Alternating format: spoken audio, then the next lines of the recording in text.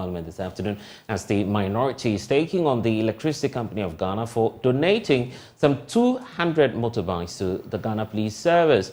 The National Democratic Congress MP say that they cannot fathom why a debt-riddled institution like the Electricity Company of Ghana will be seeking to take over the responsibilities of the state when they cannot even pay their debts to the independent power producers to keep the lights on. According to the former Power Minister and member of the Mines and Energy Committee, Dr. Kwabena Donkor, ECG's conduct is the height of irresponsibility. I read with shock yesterday that the Electricity Company of Ghana had donated 200 motorbikes to Ghana Police Service. Ordinarily, any such donation would have attracted my applause. But with this particular donation, ECG has no business taking over the responsibility of the state to provide logistics for Ghana Police. ECG is in debt to the tune of billions of cedis. Indeed, 2 weeks ago, the Minister for Finance had to intervene to stop Tain Hosp shutting down because of ECG's indebtedness to IPPs. For an entity that cannot pay its debtors, they have no business donating motorbikes to Ghana Police. It is the height of irresponsibility on the management of ECG to go donating motorbikes when they cannot pay their bills, when they owe so much, when the Minister of Finance had to step in to bail this country out of load shedding, because Tain Hosp 560 megawatts would have thrown the country into load shedding. He wants an investigation into the claims that there could be corruption somewhere. It is high time that managements of state entities, especially commercial state entities, take responsibility for their commerciality. If Ghana Ports and Harbours Authority had done the donation, I would have had no qualms with it because they are profitable. But for a loss-making state entity that is throwing the future and security of this country into danger because of their indebtedness, to go donating 200 motorbikes is the height of irresponsibility. And I call on the ministers for energy and the minister for public enterprises to call the ECG management to book. They should call them and whip them into line.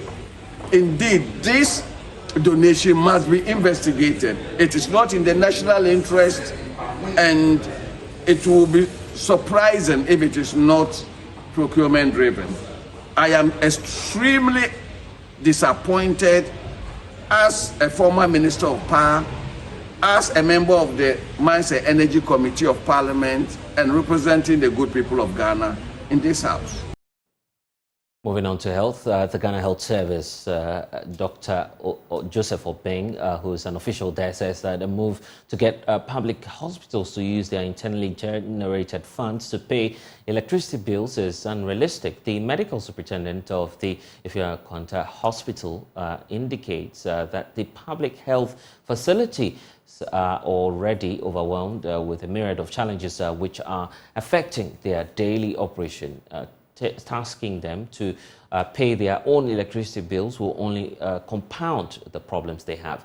We'll be hearing from him shortly, but first let's hear from MP for Tain, who's Adama Sulemana, who believes who actually delivered a statement after the major hospital in his constituency was disconnected due to its indebtedness to the tune of some 7 million Ghana cedis. The operations theatre that directly that is directly connected to the central air conditioning system, without which there is practically no aeration within. The suggestion to put up a split air conditioning system will also lead to loss of luminous or on directional airflow in the theater. Mr. Speaker, due to the latest disconnection, the following is the current state of the hospital. All surgeries have been put on hold and have been referred to the Methodist Hospital in Wenchi. All referrals to the facility are also being directed to nearby district hospitals. The Lightwave Health Information Management System for seeing patients and prescribing can be used. Thus, patients are being seen on sheets of papers without access to their medical history and equipment. Water pumps within the facility is totally dependent on electricity and shut down within 30 minutes of an outage. Thus, taps are currently running dry in the facility. Communication systems are all linked to electricity, which have also been shut down. Mr. Speaker, I am by this statement calling on you and the House to urge government to take up the over 7 million Ghana cedis bill cost of electricity to help maintain this modern facility, serving the good people of Tain and Bana districts. These districts are considered deprived and can't in any way take up the full cost of operating this facility.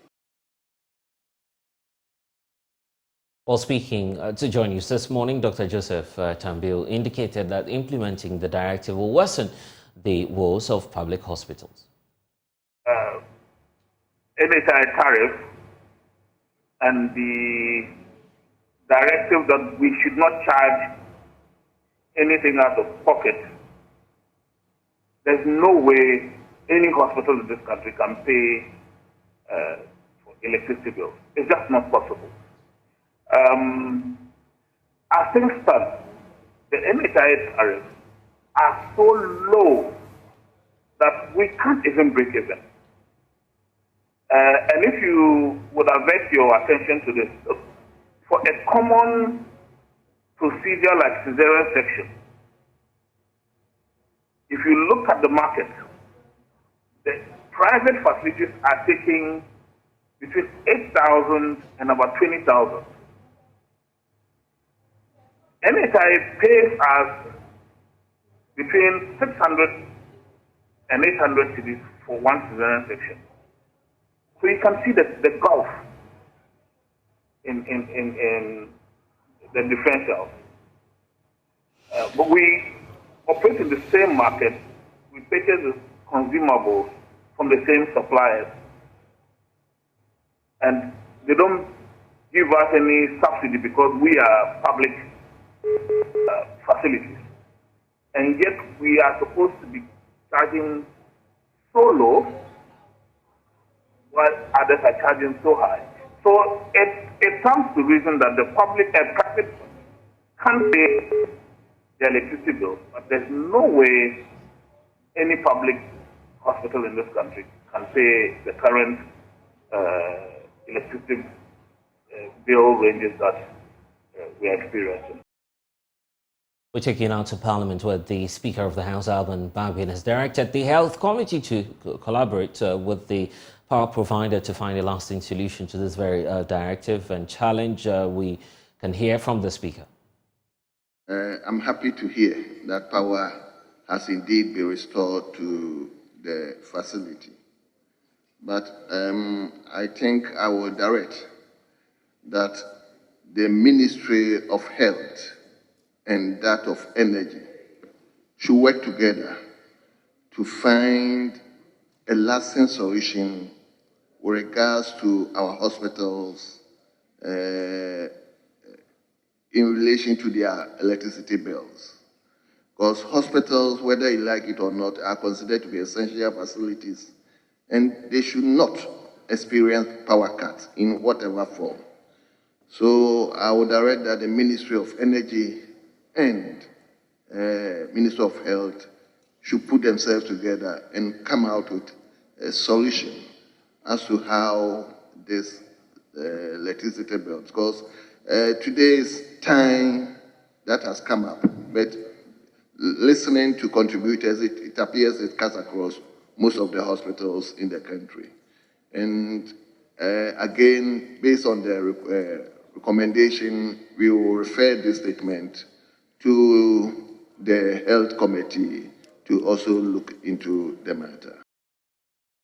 And still in Parliament, member of the House, for Medina, that Francis Xavier Sosu has introduced in Parliament a new private members bill which will allow for a 2-day holidays each for Muslims Eid celebrations. And currently, we know that Muslims have only a day celebration in terms of the festive occasions that they have in the house. The bill also makes sweeping changes to the Holidays Act, including a proposal that on all of the holidays, which falls in Tuesday and Thursday, they must be observed on Friday to increase productivity.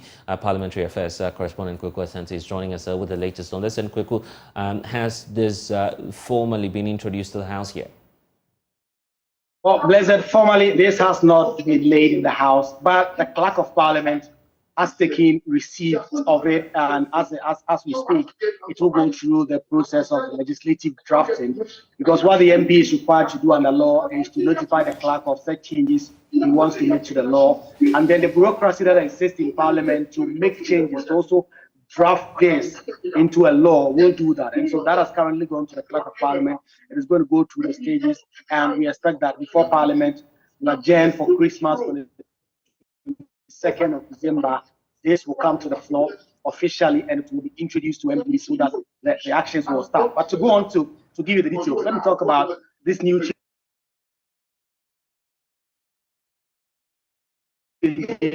Celebrate. Like you said in your introduction, Muslims currently have only a single day for each holiday they want to celebrate. So when it comes to the Eid al-Fitr, that is celebrated after Ramadan, there's only 1 day holiday, and the next day they have to be at work or be at school or be wherever else they have to be. When it comes to the Eid al-Adha as well, they have only a single day. And the days after that, the day after Ramadan, for instance, is the Shak, and the day after the Eid al-Adha is the Tashriq. So these 2 days, the Medina MP, who is member of Parliament for a largely Muslim-dominated constituency, is seeking to do this. So what he's seeking to do is that if this law is finally amended, Muslims will have 2-day holidays after Eid al-Fitr and another 2 days after Eid al-Adha. And he says he's doing so because of the need to have a society where people enjoy the benefits of the religion they do, and also the right to freedom, the right to religion, I should say. And if you're a Muslim and you're able to manifest that publicly, there comes some benefit that the state must give to you and the community. He believes that these 2 Muslim holidays will help in terms of achieving this constitutional injunction. So that is what he's seeking to do with this. And what reasons, is the MP adducing to support all of these demands? Well, he says that the right of every Ghanaian to freedom of religion is a fundamental one, and that in Article 21C, every Ghanaian has the freedom to practice any religion and manifest it. But the second dominant religion in Ghana being Muslims, they must have equal opportunities when it comes to celebration of religious festivals. And that after 30 days of mandatory fasting, they need an additional day to rest and to prepare for full activities.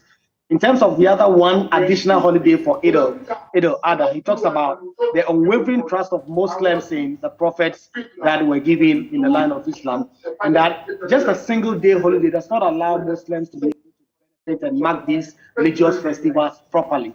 And so he believes that 2 days each for these 2 festivals will indeed help for these Muslims to actualize their faith. I see. And how about the changes to the holidays? Well, so if you look at other changes, very sweeping changes, Blessed. For instance, this proposal says that if any holiday falls between Tuesday and Thursday, that holiday must be moved to Friday. This bill is also seeking to take away the president's power to grant or declare additional public holidays. As we speak, the president, under the Public Holidays Act, 2001 Act 601, is allowed to declare holidays as and when he deems fit. You know about the coming from Memorial and all these. So this bill will seek to take away that. But the key part of the changes that we are likely to see if this bill go through is that if holidays fall between Tuesdays and Thursdays, the proposal from the Medina MP is that holiday must not be marked then. It must be shifted to Friday because of productivity. The other thing is that when holidays fall on a weekend, we know now that when holidays fall on a Saturday or Sunday, it is moved to the next Monday. The member of Parliament says that should not be necessary. That if it's a holiday on a Saturday or a Sunday, that holiday should be marked, and that the next Monday should not be made a holiday. I see. Kwekwe Asante joining us from Parliament, and of course, a lot happening on the floor even as we speak. You're watching The Pulse on the Joy News channel. We'll be right back.